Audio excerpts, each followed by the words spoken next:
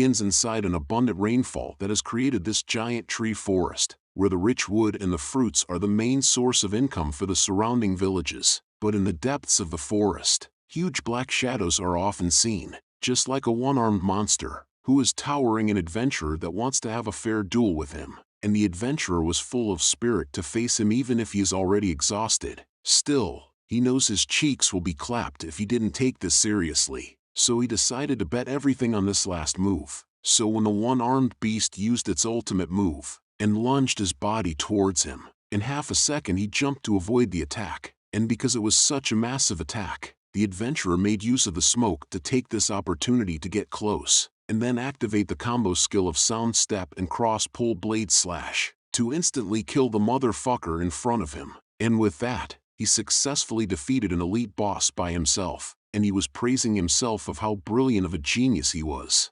Surprisingly, the elite boss dropped a magnificent loot, the heavy sword it was using, and it actually has an advanced attribute that lowers 5 level requirements, in which he felt so lucky to be able to get such a weapon on the first day of the launch of the server. And with it, he can definitely be on the level and combat ability ranking. And as he was looking at his newfound weapon, a system fairy appeared, congratulating him for obtaining such a strong weapon, which the adventurer was glad. And since she appeared, he asks if there are any news that may catch his attention, to which she informs him that there is a limited time event that have been activated, and it seems like a limited time rare boss, named the Blood Moon Walker, has spawned in the giant forest, and defeating it will reward them a rare equipment and a massive amount of experience. With this news, the adventurer couldn't contain his smile, as this was what he wanted all along, and even though it should have some difficulty, he was excited since he can test out his newly acquired sword.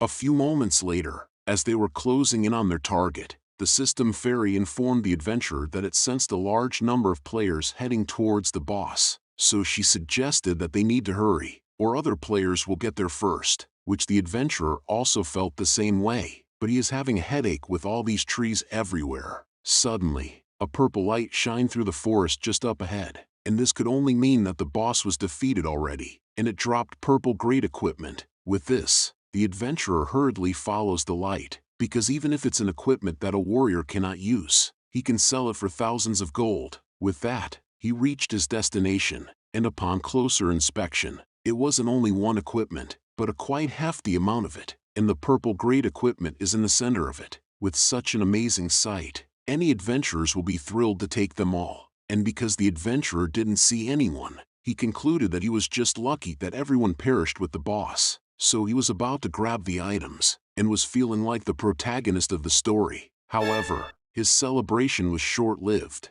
as his neck was sliced open by an unknown entity that he didn't even see coming because of how fast it was. With that, he could only look at his newly acquired sword being dropped from his inventory, as he fades away, and it seems the boss was well and alive, and counted that it has killed 418 players. Soon after, a group of adventurers sprinted towards the boss, in high spirit, expecting to kill the boss with their own hands, and get a hand on the loot that it may drop. And because there are only 4 hours until the limited time event ends, they are all going all out in this attack. However, little did they know, this particular boss is built different, as it was specifically made to kill motherfuckers who doesn't know their place. So as they got close, the boss slipped right through them like butter, while instantly clapping their cheeks one after the other. Even the chunky guy wasn't safe from getting sliced up. Seeing that this boss seems quite strong, the elf wasn't planning to get her ass handed to her, so she devised a plan with the others, suggesting that they surround the boss and attack together. And because they are all fucking simps, they follow through the plan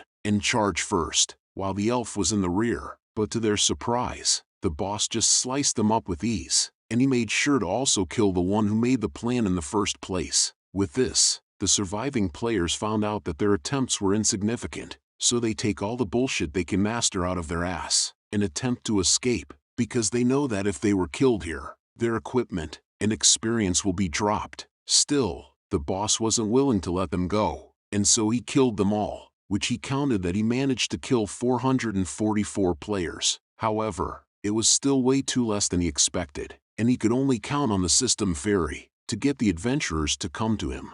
But before all of this happened, 3 days ago, one of the executives of the company is dealing with a problematic employee named Lee, telling Lee how disappointed he was in him, because he knows all too well that with Lee's ability, he could have obtained the company's equity this year and become a shareholder, and therefore, his future would have been limitless. But instead, he still insists on investigating that missing case, which will damage the company's interests and reputation. So, the board of directors have made a decision to terminate him immediately. Unexpectedly, Lee wasn't fazed by this decision for one bit, as he accepted it calmly, and left the place to go handle the resignation procedures, which the man was speechless. Still, he couldn't help himself but sigh, as he just lost a talented individual under his wing, and now that Lee is gone, he asked Secretary Wang to find someone to replace Lee. However, the secretary wasn't really paying attention to his words, as she was also affected by the sudden termination of Lee, because she chose this position in the first place so that she can see Lee several times a day. But now that Lee has left, she is considering to resign as well.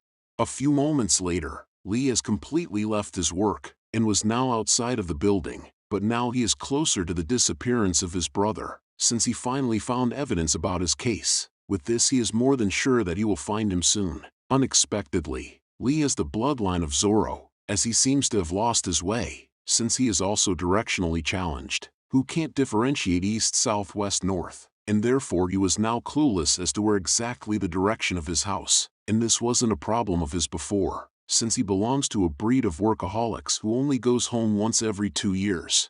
Meanwhile, as Lee tries his best finding his way home, a lover's quarrel was going on in his house, because the girl found out that his man had another bitch besides her, and not only that, there were 68 of them, which means this guy is working overtime being a menace to society. Still, the guy tries to calm her girl down, however she was already fed up with his lies. Luckily for him, this girl wasn't crazy like that, so she just left the place in tears instead of cutting off his wiener in revenge. Still, the guy has the audacity to get on his knees and use his acting skills to try to convince the girl that he loves her. Meanwhile, Lee finally arrived at their house, but was speechless seeing how big of a douche his little brother was. Still, he was kind enough to ask him if he needed space, which he clearly didn't need, as he immediately changed his mood as if nothing happened at all, and welcomed his brother with a smile, which Lee was happy that his brother was fine, but he couldn't help himself but notice how nasty the place was, seeing the undergarments of women all over the place. So he reminds his little brother that he has to pay attention to household hygiene when he lives alone,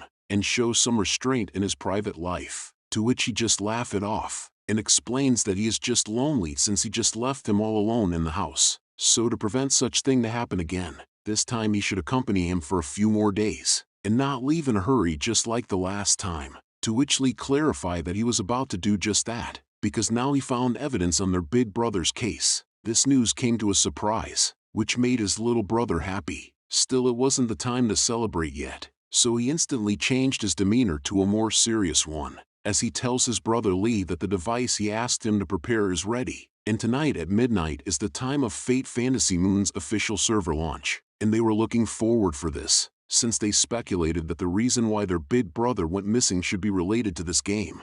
And just like that, the moment arrived, and so they got their new drip, looking hella fire, and was ready to face the challenges up ahead. And as soon as they entered the game, a system fairy appeared, and introduced herself as the Game Assist Fairy, and they can call her Double C for short, and wish for them a happy journey in this virtual reality. As the game is about to begin, and as the game synchronized with their brain, a character was created successfully. With this, he was teleported to the center of a village where the noob sat. Still, he couldn't help himself but appreciate how lifelike the game was, but his trains of thought was disrupted by his brother calling out to him, and as expected of him, he already rizzed up someone the second he appeared on the game, and asks his brother to form a party to do a mission together, which his brother Lee refused since he is not horny as him, and has more important mission to do first. And just like that, they parted ways, and now that he was alone, he called out Double C to open the special redemption code window, and enter the code he specifically put in the game,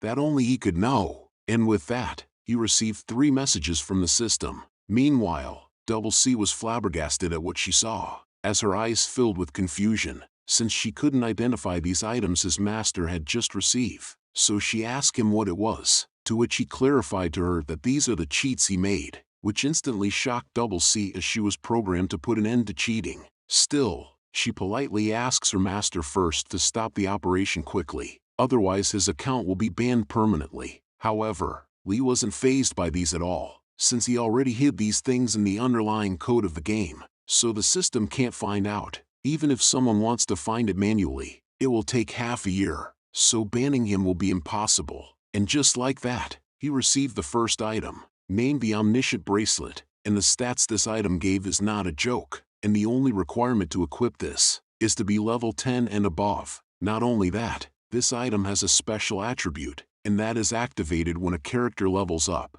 The item will level up 2 for every 10 levels, and this item quality can be upgraded once, which triggers a hidden attribute, and that is for every time equipment quality upgrades. It can obtain a random profession specialized skill. However, he knows that this bracelet is too extravagant looking for his current homeless drip aesthetic, so he asks Double C to help him hide this equipment. And then, he went to open the other mail, which gave him an item named Random Achievement Tome, which give him an opportunity for every 10 levels according to the character's event, and generate a random achievement mission and obtain random reward upon completion. And this item even has a hidden attribute that even Lee doesn't know, since he only entered the command for a powerful prop and left the rest for the AI to generate. And then he opens up the third mail, which has the most crucial item of them all, and he worked company in the Fate for 2 years to get this, because when his big brother was doing beta testing, the hidden plot he got was because of this item. So he concludes that this should be the source of Big Brother's disappearance, and if anything happens to him, the evidence will be cut off here, since he can't let anything happen to his little brother off. With this conviction, he opens the scroll named Hell Azura's Invitation, a scroll that lets him change his profession to an Azura, and will trigger a new plot after changing, which he accepts instantly, and after confirming, his heart immediately started to ache like crazy, and as soon as he opened his eyes, he was now standing in a place full of blood, and 4 robed skeletons appear on all sides, while the crescent moon was all blood red. And then the skeleton chant a mysterious language that he couldn't understand, and then they penetrated him simultaneously, while he was confused as to what is going on, and was wondering why it was happening, since he remembers he didn't design such a plot, and the pain he is feeling right now is way too real for a game. Then he died, and was now falling of deep inside the system, while errors filled the place. Soon after, all he could see was darkness, which made him assume that the game crashed. So he commands the system to exit the game, but to his surprise, the system wouldn't let him exit the game,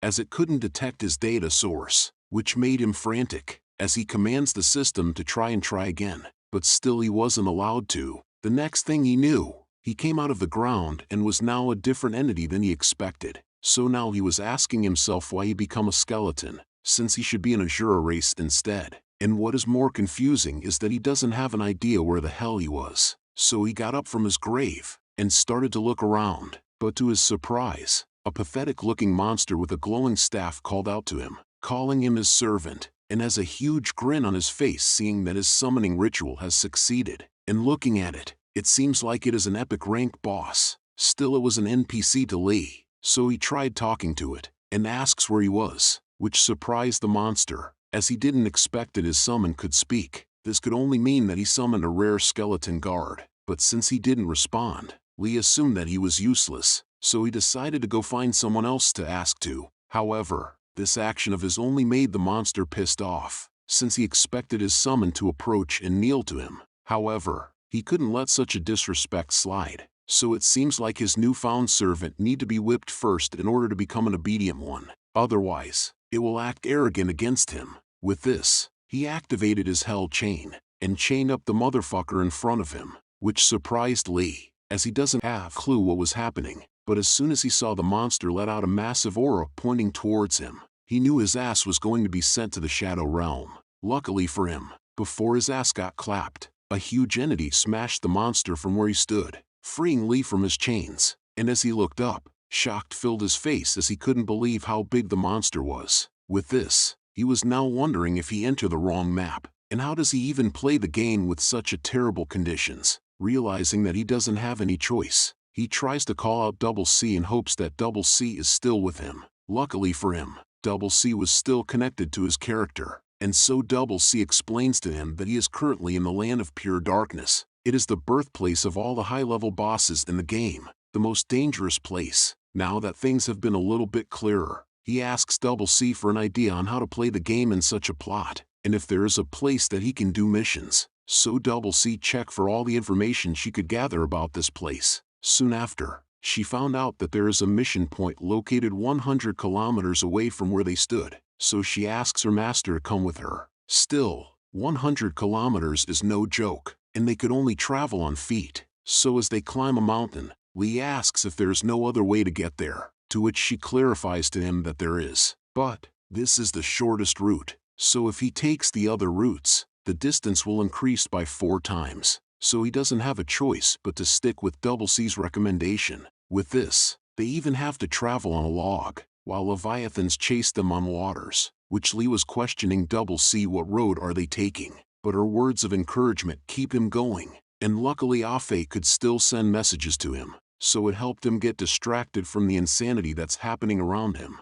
telling him about the story of his mission, and how he has reached level 5 already, and he even got himself a green grade staff. And knowing his brother well, he expected that he got to level up much higher than him, so he asks him what dungeon was he now on, and what level he reached now. But to his surprise, his brother was still on level 1, which surprised Afe, so he tells him words of encouragement, but Lee couldn't be bothered to hear the end of it, because now he is being chased by another humongous motherfucker that keeps eyeing on him, even though his cake is just made of bones. Fortunately, his will to live helped him get through the challenge he faced, and so he outrun that bitch, and the next thing he knew, they finally see where the mission point was located, and even with the distance, they could see entities lining up to enter this huge place, and getting close to it. Double C estimated that it would take approximately 2 hours if they lined up to enter the main gate, but Lee saw that there is another entrance where no one is lining up, so he tells Double C about it, to which she clarifies to him that it is not the planned route. Still, Lee have wasted too much time already, and the route she planned was too rigid, so it really doesn't matter to him now, even if it isn't the conventional way to get in, as long as he can enter the city. With this, they arrived at the red entrance door, which 2 giant boar guards stopped his advances to ask his reason, to which Lee explains that he has something urgent to do, so he asks them if they could let him in, which made the boar guard smile, as he understood that it is normal to have urgent things to do. So he lets the little skeleton to quickly go in, which surprised Lee as this was the easiest thing he encountered after teleporting in this hellhole of a place. So he even thanked the guards for being such an understanding fellow. But little did he know, as soon as he entered, the guards couldn't contain their laugh anymore, as they couldn't believe such a weak monster to be so clueless to enter such a place. And he even thanked them, and now they were even excited to see how he dies in the Cloud Arena, where 9 deaths will occur, and 1 will survive.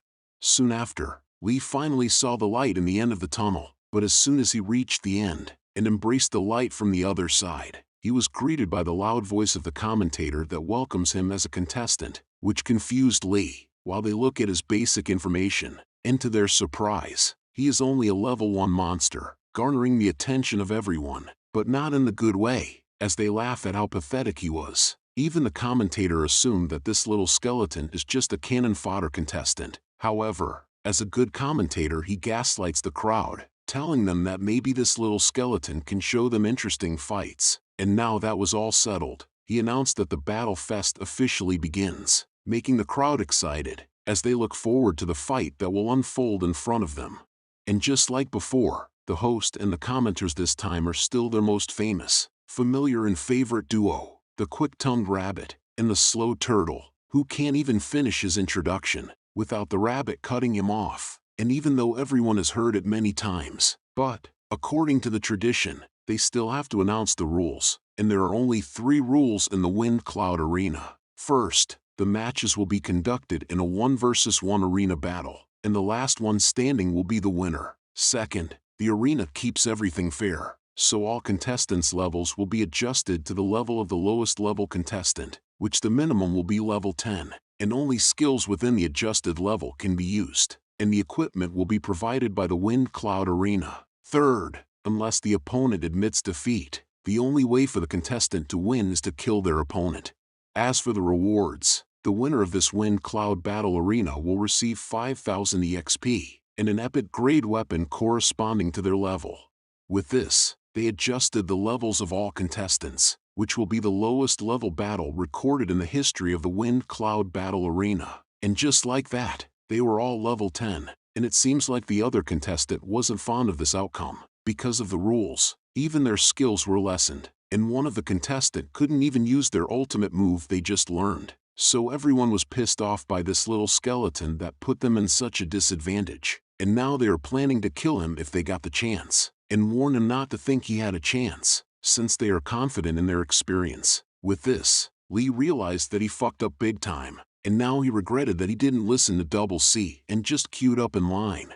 Fortunately for him, since he has reached level 10, even if it was temporary, the system deemed it to be valid, so he could now choose his starting profession, which showed him several professions to choose from, that even he was overwhelmed by the choices. But remembering the days he used to play with his brothers, he remembered that they always said he was suited to play the assassin, so he concluded that it would be the best choice. So he became an assassin, and a new drip that comes with it.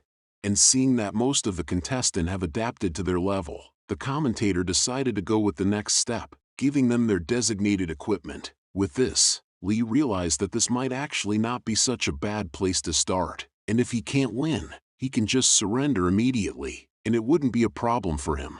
But before they could start the competition, the rabbit went next to announce the most important announcement for today, and that is to welcome their specially invited dream instructors, because in this competition, those who perform exceptionally well may have the chance to receive their guidance. And the person on the left is the Blood Moon City's famous Lord Zhuanghui Shui, the Blood Moon City's Northern Hall Master, who is in charge of the wars of Blood Moon City and strategic deployment. And half of the Blood Moon City's combat ability is under Lord Zhuang's Northern Blood Moon Hall, and 70% of the young generation's experts are Lord Zhuang's disciples. And if one can catch the attention of Lord Zhuang, it would be a great honor which will lead to a bright future and a chance to reach the pinnacle of life. This thrilled the audience, as they shout for his name, and try to get his attention. Then the rabbit continues, introducing the other important guest, the Blood Moon City's #1 beauty, Lord Wu Yu, the Blood Moon City's Eastern Hall Master, in charge of Blood Moon City's resource distribution and the Blood Pool Dungeon. And looking at her, she looks hella fine. Even my man the rabbit couldn't deny Lord Wu Yu's beauty, which I personally agree. At the same time, her strength is unfathomable. But Lady Wu Yu has very strict criteria for selecting her disciples. Therefore, so far, Lord Wu Yu has only accepted one disciple. And Lord Wu Yu's one and only disciples is the unparalleled genius who has achieved 10 consecutive victories in the Wind Cloud Arena and shocked the Blood Moon City, Hani Xiao. Her appearance also excited the audience, but knowing how ruthless and short-tempered she was, they wouldn't even dare to shout her name out loud. But on the other hand, Lee was in shock to hear the name of Wu Yu disciple, Hani Xiao, the name of his big brother. With this, he finally have another clue about his brother, and the woman named Wu Yu must know something, so he was thinking of a way to get close to her. But since he openly kept looking at her, he unintentionally caught the attention of Wu Yu, but in a bad way, since she was now thinking if she should just crush him on the spot. Luckily for him, she decided to let it slide, since Zhuang is right beside her, and he may manipulate the decision if she does something quite stupid. But because of this, she was now contemplating on killing Zhuang first. But with everything out of the way, the rabbit announces the start of the competition, so all their attentions were diverted towards the match. And their first match starts with the most highly anticipated Wind Cloud Arena contestant, Blood Claw, from the Blood War Lion clan. Born with an epic grade bloodline, the Blood War Lion clan naturally excels in battle, and Blood Claw is the representative of the new generation of Blood War Lion clan. And his claws are invincible and incredibly sharp, and he is widely recognized as the favorite contestant to win this competition. And just as the rabbit had just said, with one swing of his claw, Blood Claw won with an overwhelming dominance. So, they went on to the next match, with the zombie swordsman, Bei Lei, from the Great Sword Sect, which is one of the newly emerging factions in the South Moon Hall. And Bei Lei is the vice captain of the Great Sword Sect. He is said to be quite famous in the South Moon Hall. His sword is fast, precise, and ruthless, There have been countless experts who have lost their lives to him, and as expected, he also won quite easily. And they went on to the third match, and the winner is the dual-blade demon, Gier, and he is from the faraway wild, and he fought as the Blood Moon City. His combat ability is not to be underestimated, but what surprised them is the next round, as they didn't expect that the cannon fodder contestant actually won. Even some of the audience was baffled as they couldn't even see how he managed to defeat his opponent, because of how fast it was. With this, things just got interesting. So, the rabbit decided to quickly begin the exciting and thrilling second round of the quarterfinals of the Wind Cloud Arena Battle Fest. With that, the first match was with Lee versus the dual-blade demon Gier. But even before they start fighting, Gier told Lee to just surrender, since he despises killing weaklings like him anyway, and a little skeleton like him is not qualified to make him attack. But Lee was just there standing menacingly, as he let this bitch yap his mouth for the last time. Meanwhile, on the other side of the game, Afe has wiped out all the goblins with his firebolt, rizzing the girls besides him, and was being the main character of his own story. But even with all the praise he got from the girls beside him, he was still convinced that if they see his second brother, they will know what amazing truly means. A true brotherly admiration from him doesn't change, as he wonder what his second brother doing right now, and if everything is going smoothly for him. And just like what he thinks of his brother, he was now facing his opponent without a single fear in his bones, as he approached him calmly, surprising everyone, as they now realized that this cannon fodder indeed has a backbone. But still, Gier wasn't taking him seriously, as he looks down on Lee, and plans to end this match quickly. So he used his burst slash to instantly appear in front of Lee while striking a devastating attack. But to his surprise, Lee manages to dodge it. Still, he refused to acknowledge Lee's skill, so he thinks that he is just lucky to dodge it, and therefore he used the same attack twice, which Lee dodges it again. So Gier decided to use his Rending Void skill to change things up, but somehow, Lee dodges it again without trouble, surprising everyone that witnessed it, as they wonder how he just keep doing it. But little did they know, Lee is goat-ted with battle IQ, so he already managed to calculate the length of his enemy's arm, with the length of his weapon, and by subtracting his enemy's palm grip length, he concludes that his opponent's maximum swing radius would be less than 2 meters, and as long as he can maintain this 2-meter distance between them, the probability of him getting hit by his attacks is low. But still, he needed to be aware of other skills such as weapon throw, or long-ranged skill, and so he also calculated that the enemy's skill has a half-second cast time, and the skill's flight speed is around 160 kilometers per hour, and with his reaction speed, it isn't hard for him to dodge his attacks. And now that he has created more distance between them, the next move he's most likely going to use is the burst slash skill, which is a straight-line charge skill, but during its user's movement, it will momentarily cause the character to become immobilized. So, if he can make use of that moment, he can win. At the same time, the audience was helpful in stirring Gier's emotions, doubting his skill, since his attack was easily dodged by the cannon fodder. With this, Gier was now pissed, so he lost his cool, and was now damn serious in killing the little skeleton. And just as Lee expected, he used his burst slash, and so, Lee executed his plans effortlessly, while activating his critical hit skill, to kill Gier in one blow, surprising Gier, as he didn't expect that his dream of becoming the Lord of Oblivion would be crushed by a little skeleton. While the crowd goes wild, as they were in shock to witness the cannon fodder become the dark horse in this battle fest, and so they look forward to his performance in the upcoming finale. Even Zhuang thinks that the skeleton is quite interesting. However, this display of skill wasn't enough for Wu Yu, as she assumes that the skeleton is just a little smarter and nothing special. But since he has kept her from being bored, she decided to reward him a bit more time to look at his skills further, while Zhuang was convinced with Wu Yu's words, since it is true that the lowest ranking bloodline will be useless no matter what.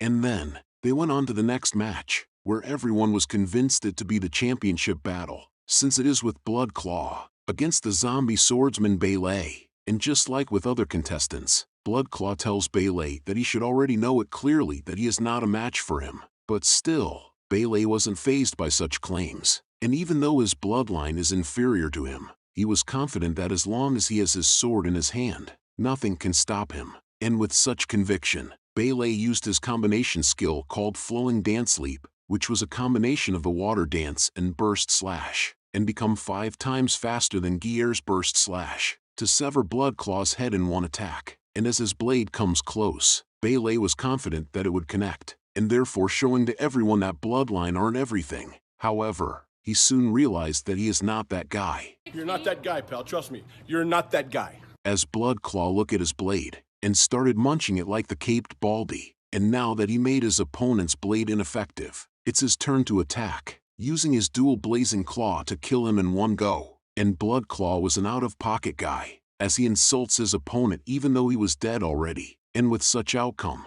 the crowd goes wild and started chanting his name. Even the rabbit assumes that they are looking at the future champion of the Wind Cloud Arena, without considering the last match. While Zhuang also felt the same, so even though his bloodline isn't pure, he deemed this little lion to be fitting to be nurtured by him, while Wu Yu on the other hand wasn't convinced for one bit, as she deemed this lion not even fit to guard her gates. At the same time, Li realized something wasn't adding up, as he couldn't believe the lion to actually bite through Bailey's weapon. Since the weapons are distributed by the arena, they shouldn't be destroyed so easily, unless, even after the lion's level was reduced to 10, his base level was reduced attributes far exceed the average value. So, it seems like he will have a tough opponent to deal with. However, his train of thought was disrupted by the lion, calling out to him, and unlike what he did to the other contestant, instead of discouraging him, he challenges the little skeleton to come to him and fight him head-on. Since he haven't had enough fun yet, but this provocation of his didn't affect Li, as he was smart, and if his previous analysis is correct, he is no match for him. But the only way to get close to Wu Yu is to win this competition, so even if he knows he is at a disadvantage, and the commentator is trying to discourage him to forfeit the match, giving up after encountering difficulty is not in his mind, because he wouldn't find his big brother if he would be such a coward. And his brother and Afe are the only family he has left in this world, so they are more important than his life. Therefore, no matter what difficulty he faces, he won't stop. With this, the final match begun, and so the lion was more than happy to insult the little skeleton, as what he expected of a low-ranked creature, a dumb son of a bitch that can't even take a slight provocation. But now that he is facing him, he proudly claims that he will treat the little skeleton as a dessert to celebrate his victory, and plans to make his opponent show his desperation and regret to please him till the end. However, his threats didn't amuse Li for one bit, as he just looks at him like dead meat, so he leaped towards the lion, which the lion discerned that his speed is even slower than the swordman before, way too slow in fact, that he just decided to use one hand to stop him. But to his surprise, the little skeleton just dodged it quite easily, and was now behind him. Still, he dodges it. But now he was reminded that this little skeleton was an assassin, and it seems like he was just pretending to caught him off guard. But it doesn't really matter, since he is still a trash in his eyes. So he used his long-ranged skill to counter, but this was also dodged by the little skeleton. With this, the lion wasn't smiling anymore, as he realized that he is fighting with a flea that is just planning to dodge his attack. And what surprised him even more is that he was now bruised by the one he thought was trash, while not even knowing how he managed to do it, so he took it as an insult, an unforgivable act, since he is Bloodclaw, the noble leader of the younger generation of Blood War Lion clan, so it is an insult to be injured by a lowly trash. With such an outcome, he was pissed more than ever, so he activated his skill, the Blood War, which increases strength and critical hit by 20% for 15 seconds, to kill his opponent in the most humiliating way possible. But seeing Bloodclaw use his skills made everyone assume that the cannon fodder is actually on par with Bloodclaw. Even Wu Yu was now intrigued at what this little skeleton will show her next, since it is strange to witness a monster with a low level and bloodline of the lowest caliber to deliver such kind of amusement to her. Then, Bloodclaw started his attack, leaping towards the skeleton, as he drowns him with flurry of attacks, and even though the skeleton manages to block it, he knows that he couldn't keep this for long, since every strike thrown was heavy like a truck, and just as he expected, he lost his balance, and his defense was broken, and so Bloodclaw used this opportunity to yeet this motherfucker out of existence, while he insulted him one more time. telling him to stay where trash belongs. But to his surprise, as soon as he got close, the little skeleton reveals to him that all of this was just an act, and that he was just waiting for him to use his special move. Because even though his killing move is very strong, but within half a second, he will be unable to turn around immediately. So the little skeleton used this chance to activate his backstab ability and teleport behind the enemy and launch a surprise attack. However, this plan of his could have worked with other contestant, but not with Blood Claw, as he has a skill that doesn't need him to turn around, and that is the Blood Origin skill, Lion Roar. With this, all the enemies within 5 meters will be forcibly immobilized for 1.5 seconds, surprising everyone, even Zhuang. So now he made up his mind to take Blood Claw under his wing, while Wu Yu on the other hand felt it was such a waste, since she finally got interested in a participant for a long time. But she couldn't help it if the little skeleton is unable to survive this, because of a skill issue. And as expected, Blood Claw managed to slice the cannon fodder's hand, and as he steps away, his bones reveal the lack in calcium as it broke in half, and so he also lost his other legs. With this, they are more than sure that the victor was decided, and the only thing left to see is whether the cannon fodder will surrender or stubbornly die on the stage. However, Blood Claw isn't planning on letting the little skeleton live, as he laughs at him while seeing his pathetic state. While the little skeleton, on the other hand, was more than happy to see that things are looking good, because it seems like the fish is about to bite the hook. With this, Blood Claw was trying to think of ways to humiliate the skeleton, such as breaking his bones one by one, or playing with his head like a ball, while Li is just sitting there menacingly, waiting for his opponent to take 3 more steps towards him. And with that, Blood Claw stepped on the little skeleton's dismembered leg to provoke him even more. But little did he know, this is what he was waiting for all along, and he stepped up and throws his dagger in front of Blood Claw, which Blood Claw assumes that it was just a puny attempt of struggle, so he just blocked it without thinking that much. But little did he knew, the little skeleton was still in control of his other hand, so it manages to throw the dagger, for him to use it while he activates his backstab skill. And with that combination, he severely injured the proud lion with 1 strike, immediately catching everyone by surprise. And because of how shocking it was, everyone fell silent as they couldn't comprehend what just happened. Luckily for them, they still have another commentator to break off the silence, and since he was being cut off the entire time, he took this opportunity to shine, busting out his magnificent voice to match the fight he just witnessed. And it has been too damn long since he has last seen such a thrilling comeback. So as the rampaging turtle, he took this as a mission to shed some light to everyone on what happened, and that this was all part of the cannon fodder's plan from the very start. He first displayed his speed advantage and attacked the strongest while being weak. He then provoked Blood Claw, causing him to get angry, and when Blood Claw got serious, he purposely pretended to be weak, luring Blood Claw to use his ultimate move. But the most amazing part is, while everyone thought Blood Claw was the one who severed his arm and leg, it turns out that it was actually Cannon Fodder himself who did it. In the end, when they all thought the Cannon Fodder was doomed, he used the skeleton's resurrection skill, which enables him to have spiritual connection to a fallen skeleton bone for a period of time, and made his ultimate comeback by defeating the stronger opponent despite being weaker. So,